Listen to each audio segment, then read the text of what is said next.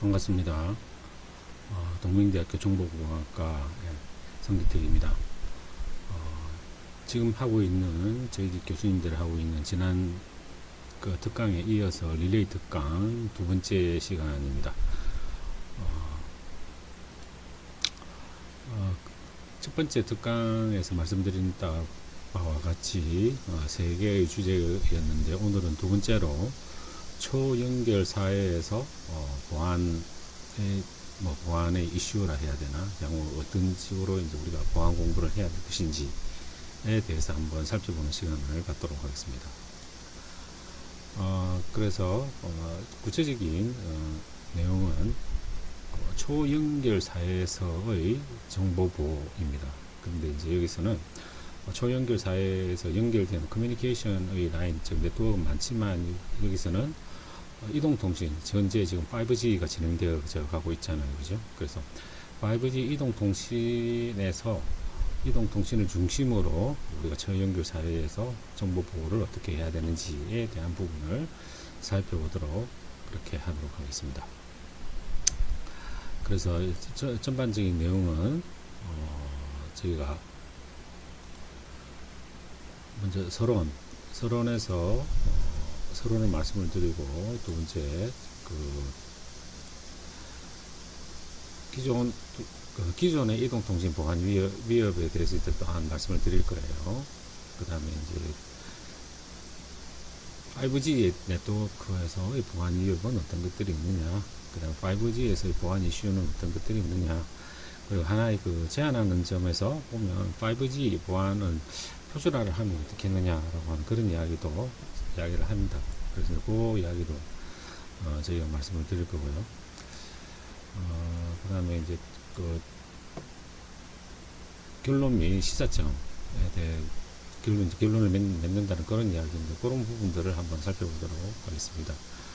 저는 이 주제에 대해서는 애트리에서 발제된 애트리라고 하는 전자통신연구소라고 하는 우리나라 이동통신을 연구하는 국제연구소가 있는데, 거기서 발간한 아티클을 제가 읽고 여러분의 수준에 맞게끔 요약을 해서 알려드리는 것입니다.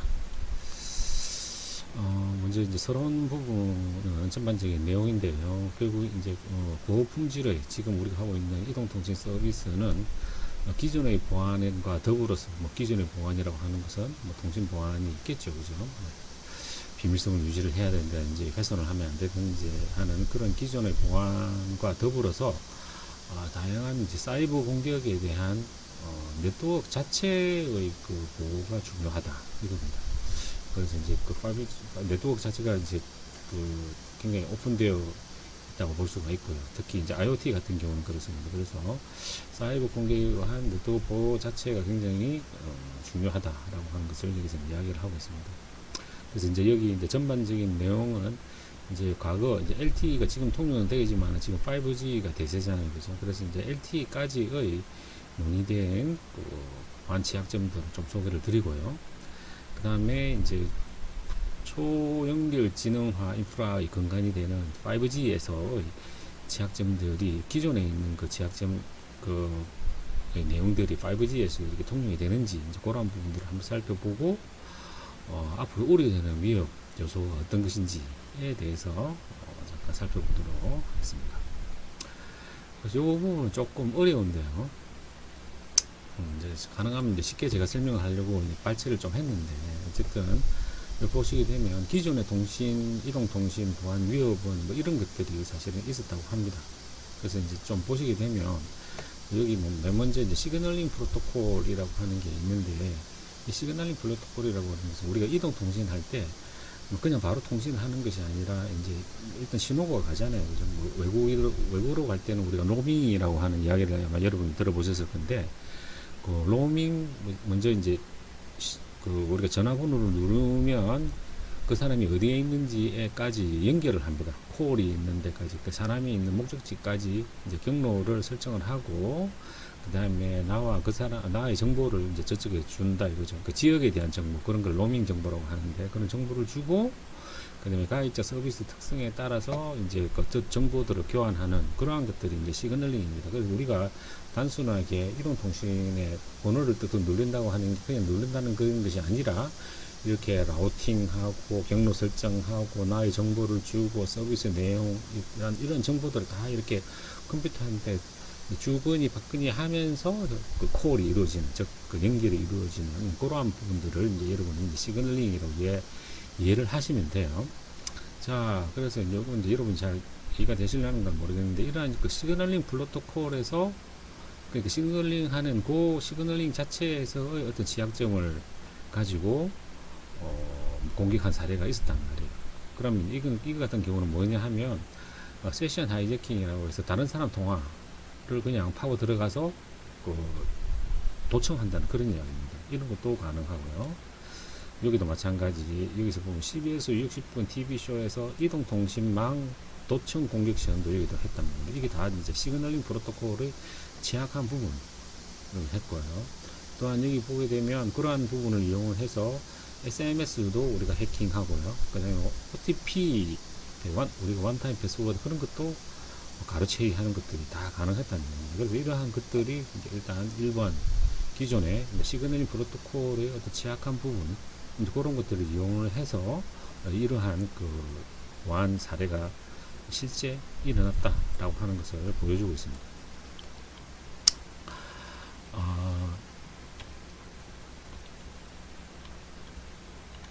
그리고 이제 또한 그 4G LTE 이동통신에서의 보안 위협 사항은 뭐 여러 가지가 있는데 기본적으로 보면 우리가 이제 통신을 사용할 때 보통 사용자 인증을 하게 됩니다, 그죠? 그래서 그러한 그러니까 이 사람이 맞냐, 우리가 만약에 이 사람이 SK를 썼다고 하면 SK 뭐 당사자 맞냐 이렇게 인정하는 부분이 있는데 그러한 인증 메커니즘의 취약점을 이용해서 공격을 하는 그런 것이 이제 여기 4G LTE에 이런 게 나와 있어요. 여기도 마찬가지. 뭐 중환자 공격 여러분 모르셔도 되는데 그다음에 위치를 추적하는 것을 추적해서 공격하는 것도 있고 그다음에 서비스를 거부하게끔 만드는 그런 다양한 기존의 형태의 공격들이 바로 인증 메커니즘을 이용을 해서 취약점을 이용을 해서 보안 위협을 하는 것이 밝혀졌다는 그런 이야기입니다. 자, 그러면 이제 세 번째로, 그러면 이제 현재 5G 네트워크에서는 어떠한 보안 위협이 있겠느냐. 그래서 이제 5G 네트워크를 크게 이제 세 가지 서비스 측면에서 보게 되면, 일단 5G니까 모바일이죠, 그죠? 모바일 광대역 서비스, 그 다음에 고신뢰 초저지연, 그래서 이제 중간중간 끊어지는 것이 아니라, 하우링이 생기는 것이 아니라, 딜레이가 생기는 것이 아니라, 고신뢰의 거의 실시간으로 통화하는 그러한 서비스 이런 것도 이제 5G의 특성으로 합니다. 또한 이제 대규모 머신 타입의 머신 타입 커뮤니케이션이라고 해서 대규모 통신이 가능해지는 그러한 부분들입니다. 그래서 동시에 많이 일어나는 것입니다. 보면 이제 IoT 우리 있었죠, 그죠? 그런 것들을 지난 시간에 잠깐 설명을 했는데 그런 것들이 다 이제 5G에서 지원을 해주고 하는 그런 서비스들인데 그래서 5G에서는 이렇게 세 가지 형태의 서비스를 특성으로 한다. 서비스 측면에서 이러한 부분들에 있어서 보안은 어떤 식의 보안이 우리가 고려가 되어야 되는 것이냐라고 한다면 이게 이제 말이 좀 어려운데요. 모바일 엣지 클라우드라고 되어 있습니다. 그래서 이것은 아까 조금 전에 말씀드렸다시피 5G 이동통신의 좀 기본적인 서비스가 어떤 서비스가 있느냐면 좀 지연 적게 하자라고 하는 그런 거거든요. 그래서 이제 이런 지연을 적게 하자, 그 다음에 그렇게 지연을 적게 하기 위해서 어떤 네트워크가 있으면은 그 보안에 대한 부분들을 이게 이제 발신지, 즉 엣지, 끄트머리, 그죠? 경계선, 이제 거기에 발신 그 보안 컨텍스트, 만약에 단말기 같은 단말기 뭐 그런 것들이란 말이에요. 그런 엣지 부분에다가 배치를 시킨다. 그래서 이제 중앙에서 뭐 끄트머리까지 오게 되면 시간도 많이 걸리니까 저인증하기 위해서 그런 식으로 해놨는데 이제 그렇게 함으로써 여기서 말하는 엣지 서버에 뭐 중간자 공격이 가능하고 그러니까 엣지가 해킹하기 쉬우니까요. 뭐 그런 것들 뭐 이런 뭐 다양한 컨텍스트 캐싱 보안 취약성 약화 뭐 이런 엣지 이제 그 모바일 휴대폰에 있는 그 자체가 그러니까 보통에 보면 이게 이제 서버 쪽에 네트워크 서버에서 어떤 보안에 대한 부분, 굉장히 보안이 중요하니까 서버를 강화시키고 서버 쪽에다가 보안에 대한 부분들을 이렇게 해놨는데, 그렇게 하니까 딜레이가 많이 생기더라는 거예요. 그러면 이제 어떻게 보안 요소를 전부 다 사용자의 단말기 쪽에다 넣어두자는 이야기입니다. 이제 그렇게 함으로써 지연을 적게 하기 위해서 이제 그렇게 했는데, 그러한 것을 조금 지연을 적게 하기 위해서 했는데, 그것이 이제 보안의 위협 사유가 된다는 그런 이야기라고 여러분이 이해를 하시면 되겠습니다. 그래서 모바일 엣지 클라우드 보안이라고 되어 있고요. 그 다음에 이제 그 무선 액세스 네트워크 보안인데, 결국 이러한 그 무선 5G로 보면 부분적으로 가상화 아시죠? 그죠? 뭐, VM웨어 같은 그런 가상화 및 클라우드 기술들을 부분적으로 당연히 활용을 하고 있습니다. 자, 그렇게 되었을 때, 그런 특성을 가지고 있는데, 그렇게 되었을 때, 어떠한 보안 부분들이 필요하느냐 하면은, 여기 보면, 가상화를 했기 때문에, 디도스 공격도 가능해요. 가상화, 그 다음에, 이제, 또한 가상화를 했기 때문에, 이렇게 중간자 공격 같은 것도 가능하고요. 그 다음에 이제 봇 같은 것들을 통해서 외부 공격도 가능하고, 그래서 이제 이러한 그 5G에서 뭔가 서비스를 하기 위해서 만들었는데, 가상화 클라우드를 했는데, 그런 가상화 및 클라우드 기술을 채택함으로 생기는 그러한 보안 위협 사항들이 있다. 여러분이 그렇게 이해를 하시면 될 것 같습니다.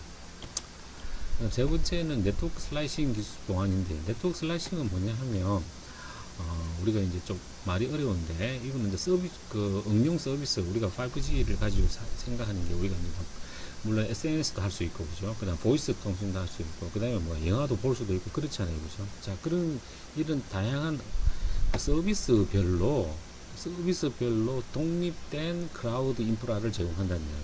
그러니까 무슨 말이냐? SNS 할 때는 이런 네트워크 쓰고, 가상화를 시켜서, 그 다음에 뭐, 브로드캐스팅만 하겠다, 내가 어떤 영화만 보겠다라고 한다면, 또 다른 네트워크를 쓰고, 이렇게 네트워크 서비스, 응용 서비스에 따라서 다른 클라우드 형태의 네트워크를 활용하는 그러한 기술이 이제 네트워크 슬라이싱 기술인데, 그런 슬라이싱 기술을 채택함으로써 생겨지는 보안 사항들이 이렇게 있습니다. 그래서 다른 애플리케이션 슬라이스에 대해서 서비스를 거부한다든지, 또한 한쪽은 너무 많이 잡아먹어서 리소스가 고갈된다든지, 그 다음에 슬라이스를 가로치는 그 채널 공격을 한다든지 하는 다양한 형태의 어떤 그 공격을 우리가 생각을 해 볼 수가 있습니다. 자, 그래서 적용을 했고, 이제 5G 시대에서의 그 보안 이슈는 어떤 것들이 있을까? 그죠? 그래서 한 7가지를 생각해 보았습니다.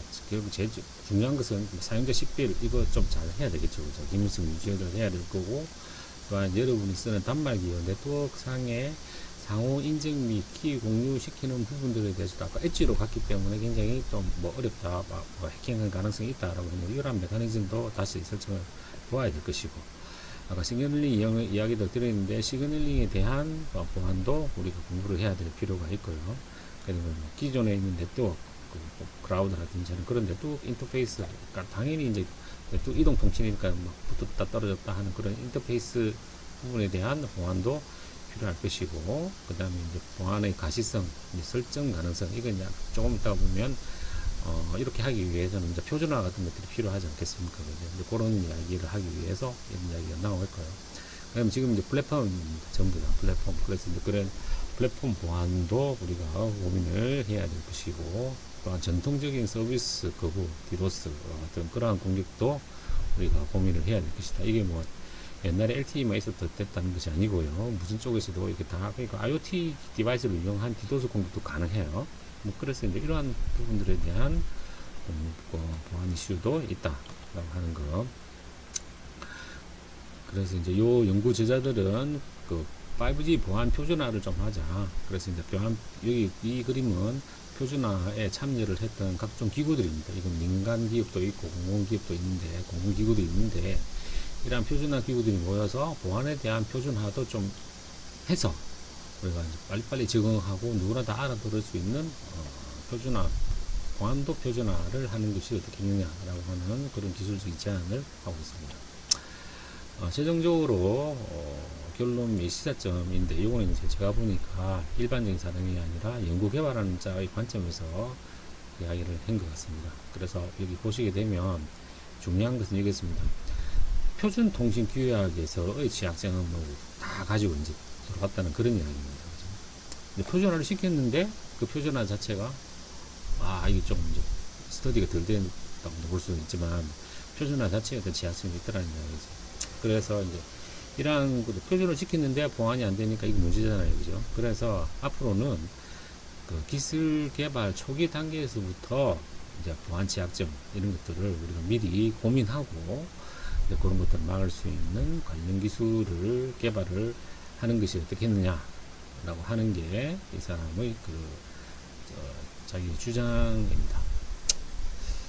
그래서 참고 문헌은 여기 있습니다. 초연결 진흥화 인프라 보안 기술의 기술 동량이라고 되어 있고요. 박종근유의 전자통신연구소 원에서 만들었고, 뭐 이 아티클을 이용해서 여러분 구글 검색을 하시게 되면 원문을 보실 수가 있을 것입니다. 들어주셔서 감사드리고, 본 내용의 질이나 이런 것들이 있으면 언제든지 저에게 연락을 해주시면 답변 드리도록 하겠습니다. 여러분 오랜 시간 고생 많으셨습니다.